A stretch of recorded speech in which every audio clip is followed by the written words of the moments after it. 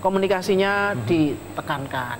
Kemudian ketakwaan itu. Kalau hanya untuk menegaskan, apakah harus dengan istilah perubahan, Ibu? Loh, kalau istilah silahkan aja lah. Sekarang kalau nggak ada kan untuk menarik perhatian ya secara komunikasi.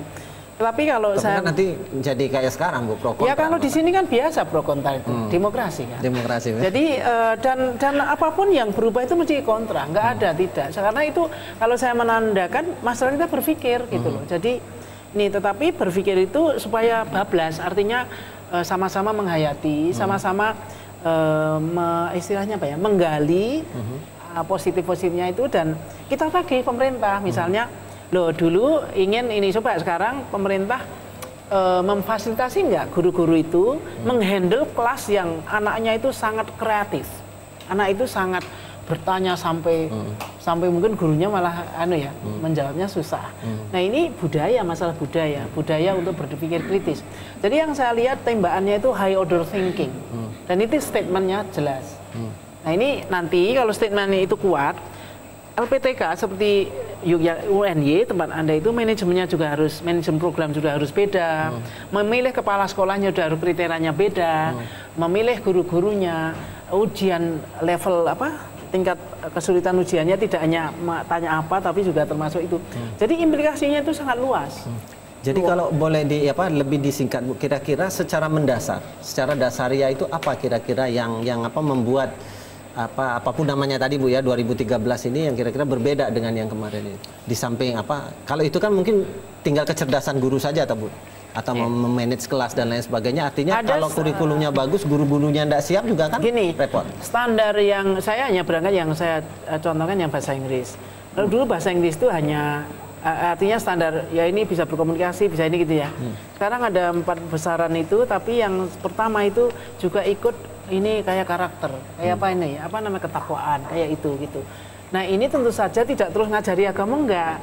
Tapi misalnya dalam bacaan-bacaan sastra gitu ya, ada bacaan itu kita mengidentifikasi itu nanti ada nilai-nilai yang bagus diselipkan, apa? Iya, nilai religi di sana. Sebenarnya kalau literature ya, sastra itu memang itu alat pendidikan, Mas, kalau bisa diinikan gitu.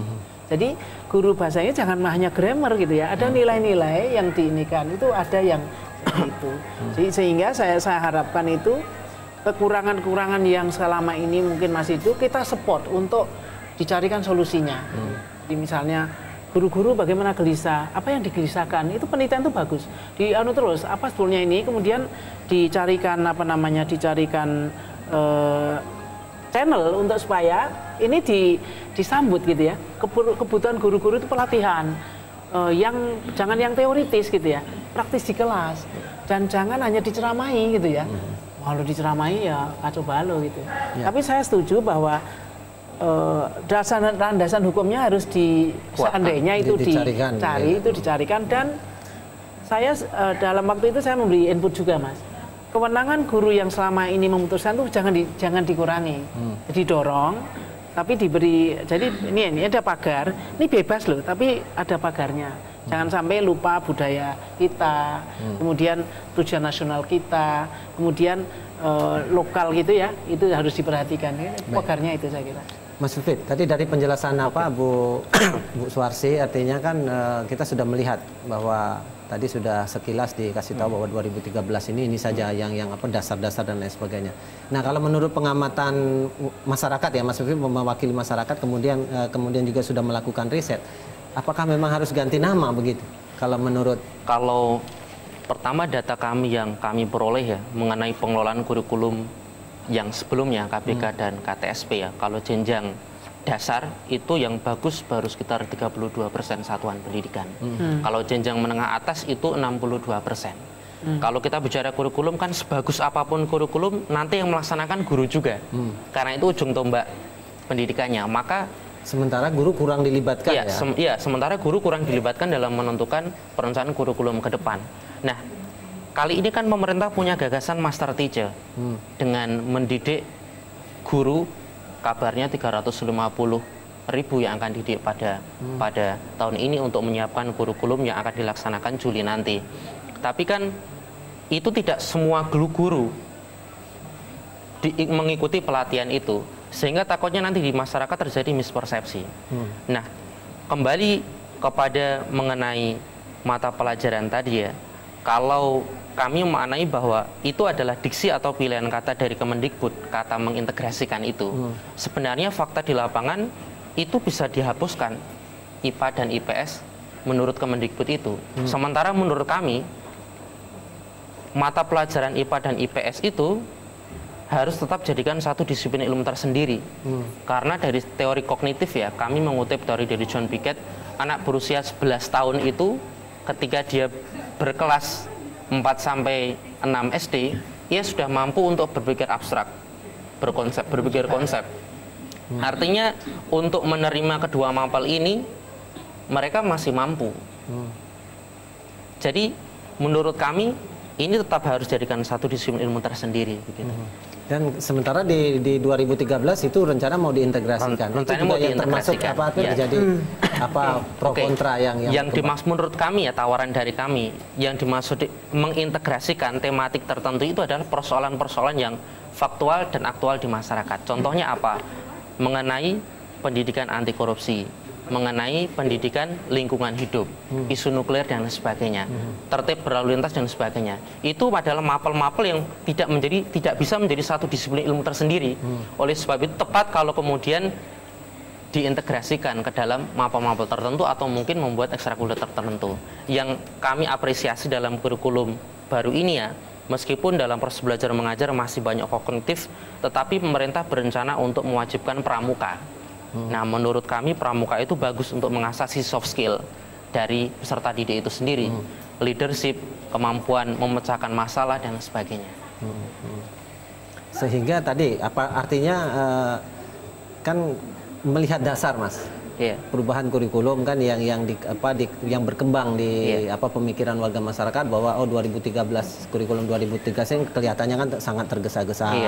Kemudian ya tidak ada evaluasi yang sebelumnya dan seterusnya sampai kepada ya kalau memang itu hanya pengembangan saja ya kenapa pakai harus istilah kurikulum, karena kan dampak dari perubahan kurikulum tentu nanti ya buku berubah, apa-apa berubah, ada pelatihan guru tadi. Yang kemarin saja guru kita mungkin KTSP belum selesai pelatihannya, ya sudah ada kurikulum baru.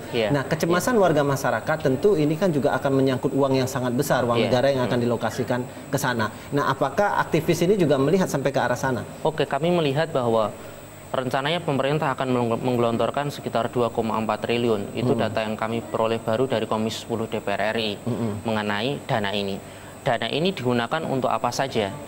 Nah, salah satunya selain pengembangan kurikulum adalah pelatihan dan sosialisasi kepada guru. Kemudian adalah cetak-cetak buku. Yang ingin kami pertanyakan adalah kurikulum ini belum disepakati sepenuhnya oleh DPR RI. Masih ada 2 fraksi di DPR RI yang masih menolak, yakni PKS dan P3. Tetapi pemerintah kemarin Pak Syawal Gultom, Kepala Pengembangan Sumber Daya Manusia Kemendikbud mengatakan bahwa sudah menjalin komunikasi dengan penerbit buku mulai Desember kemarin dan rencananya akhir Februari ini akan rampung dan baru buku itu akan mulai bisa disebarkan Maret nanti. Sementara kurikulum ini belum disepakati sepenuhnya. Kenapa kemudian ada transaksi seperti ini? Nah, ini kan menimbulkan kesan dari masyarakat bahwa ini bau-bau proyek seperti itu. Nah, ini yang perlu juga yang perlu juga diterangkan kan kepada masyarakat kalau memang sekiranya perubahan kurikulum ini dianggap ya katakanlah memenuhi syarat-syarat dan lain sebagainya, ini juga yang perlu kita terangkan kepada warga masyarakat agar tidak menjadi kecemasan. Mispersepsi. Nah, ya, kalau sekarang ada nggak indikasi ke arah proyek itu? Kalau kami baru mencermati tentang hal itu ya, tentang cetak buku itu ya. Memang membutuhkan alokasi yang besar. Sebelumnya saya mencermati dana awal itu 400 miliar, kemudian 1,4 miliar dan sekarang naik menjadi 2,4 triliun. Nah, saya pikir ini pemerintah perlu untuk merinci dan memberikan transparansi ke publik untuk apa saja dana itu. Toh kalau kurikulum 2013 ini dilaksanakan, ini sangat tergesa-gesa sekali karena belum semua guru mengikuti prosesi pelatihan itu, sementara gurunya akan menanggung kurikulum baru ini. Baik, Mas Pipit. Ini masih sangat menarik. Kita masih punya sesi untuk memperdalam materi kita pada sore hari ini. Tentunya kita memberikan kesempatan dulu pada iklan pariwara yang mau tayang berikut ini.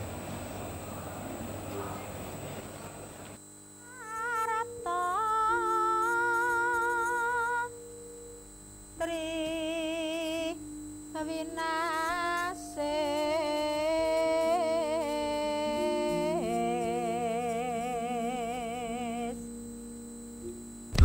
kultivasi kirap sistem evolusi spiritual. Kultivasi kirap membantu meningkatkan kecerdasan otak, membangkitkan keberlimpahan rezeki, menyembuhkan penyakit medis dan non-medis, membangkitkan kemampuan mata ketiga hati nurani dan menjadi avatar. Kirap itu kita bisa pergunakan untuk banyak hal gitu. Manfaat saya ikut kirap, saya menjadi lebih fokus dalam belajar. Benar-benar luar biasa untuk kehidupan kita, kesehatan dan keberlimpahan rezeki setelah kerja. Membaca kejenuhan pasar muda ibu kota akan pilihan tas yang serius dan kaku. Rancang dan perajin batik warna alam berhasil mengolaborasi seni tari. Karya seni, mode ini berkembang dan kembali diperbarui.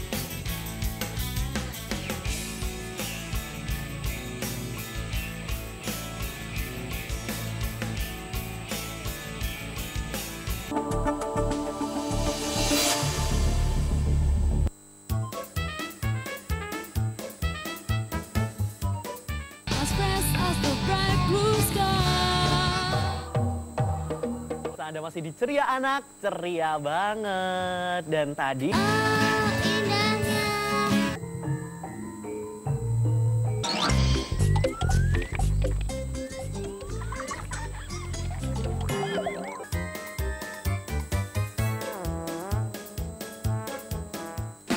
kami hadir lebih beragam dengan berbagai program pilihan. Jalan-jalan sembari menikmati keindahan kota hanya di Kesana Kesini Traveling. Ingin menikmati kelezatan berbagai sajian khas berselera? Saatnya Kesana Kesini icip-icip. Usai bersantap, susuri lorong-lorong desa kota dan temukan tempat dan eksotis, kreatif dan inspiratif. Bersama Kesana Kesini Blusukan, ragam warna inspirasi, satu Yogyakarta hanya di Jogja TV. Color of Jogja.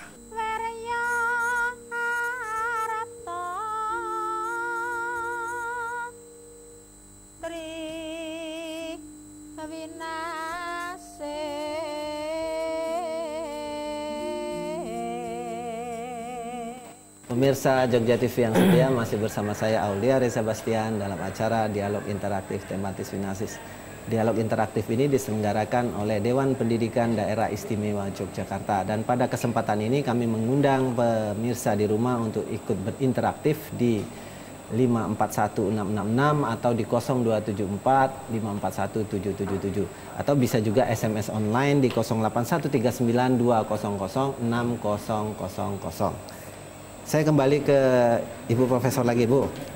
Artinya tadi kan di awal dikatakan bahwa salah satu penolakan dari pengamat atau warga masyarakat banyak yang berbenturan nih dengan hukum ya begitu. Lah kalau kita bicara solusinya bagaimana ini Bu? Kalau seandainya nanti di satu sisi pemerintah ngotot, kemudian itu diberlakukan, ketika dia menabrak undang-undang, kalau itu di MK-kan semamata diapakan, itu kan mesti ada peluang untuk dibatalkan. Ah, kita kalau secara bijak kan kita kira-kira wah kalau ini sampai ke sana nggak Bu? Artinya ketika effort begitu besar, perdebatan begitu besar, dana begitu banyak yang mengalir, tiba-tiba nanti MK tinggal ngetok saja ya dibatalkan kurikulum 2013. Uangnya ya, mubazir. Muspro. Nah kira-kira gimana? Memang semua kita masih belajar ya, belajar untuk taat hukum, belajar berhukum gitu ya. Jadi kalau tadi saya katakan, kalau memang akan dini, sebaiknya juga undang-undangnya disesuaikan kalau memang itu. Tetapi kalau yang diyakini yang mana kan itu. Jadi tidak bisa dijadikan bahan terus. Jadi, tetapi saya ingin mengomentari tadi, selama ini masyarakat merasa dibebani beli buku ya, ya kan? Salah satunya itu. Nah sekarang itu kalau kita mau ini, karena itu akan ada ujian nasional dan sebagainya, kalau memang masih terus, gitu ya. Nah pemerintah, saya membaca objektif aja, pemerintah akan menyediakan buku induknya. Nah sekarang kita ini buku induk itu ditolak enggak kan gitu. Berarti akan memeringankan masyarakat kalau memang itu konsisten gitu ya. Yang penting konsisten. Kalau soal proyek, what is the meaning of proyek itu pekerjaan gitu ya.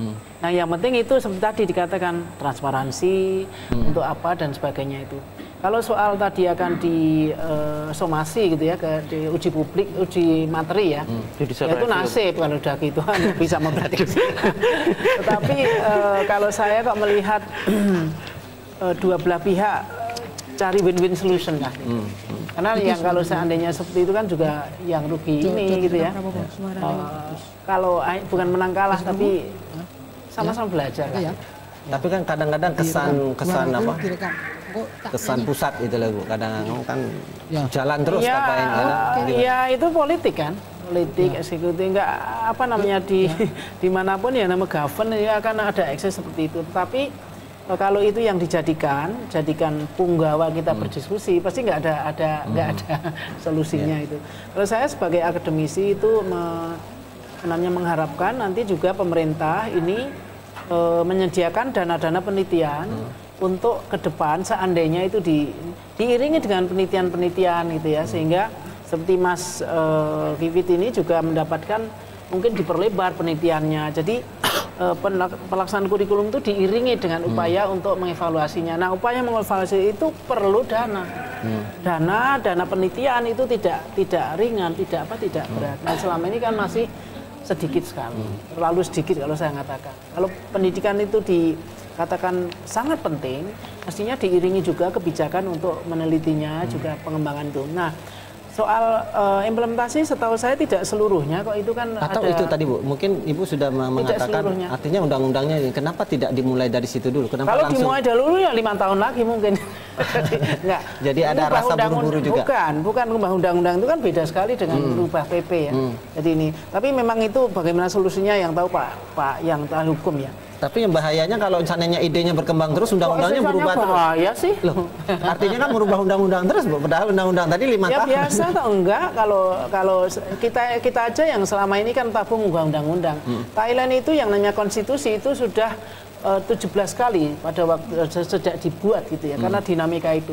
Ini sebagai bandingan aja. Waktu saya di sana 4 tahun di sana itu melihat perubahan-perubahan itu. Baik, tapi kalau kita kan memang memang perubahan itu. Kita sapa dulu ya Bu ya, pemirsa yang ingin bergabung. Halo. Selamat sore, silakan dari mana? Dengan Bapak siapa?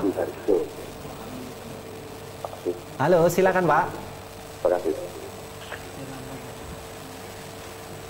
Mas Ulis. Untuk pendidikan itu, outcome-nya berupa. Halo, Bapak. Silakan Pak. Ya, terima kasih. Selamat sore. Selamat sore. Ya, silakan Pak. Hanya ada 3 kata Pak untuk pendidikan kita itu untuk outcome-nya, yaitu masyarakat atau generasi yang cerdas, jujur, sehat. Kayak itulah. Nah, tadi Bu Ase menyampaikan tentang nilai-nilai transparansi. Kejujuran itu bisa diperoleh melalui pendidikan keteladanan para guru. Kejujuran. Nah, kurikulum ini apakah menyentuh tentang integritas guru, tentang kejujuran guru? Contoh begini. Jelas sekali di PP 10 2010, sekolah tidak boleh jual beli buku, LKS, seragam, dan sebagainya. Tapi tetap mereka menjual. Ini jelas jauh dari budaya jujur, budaya disiplin pada aturan yang dilakukan oleh guru yang pendidik itu. Pertama. Yang kedua, ada semacam paradoks soal pendidikan. Semacam apa Pak? Agak beberapa waktu yang lalu, paradoks pendidikan.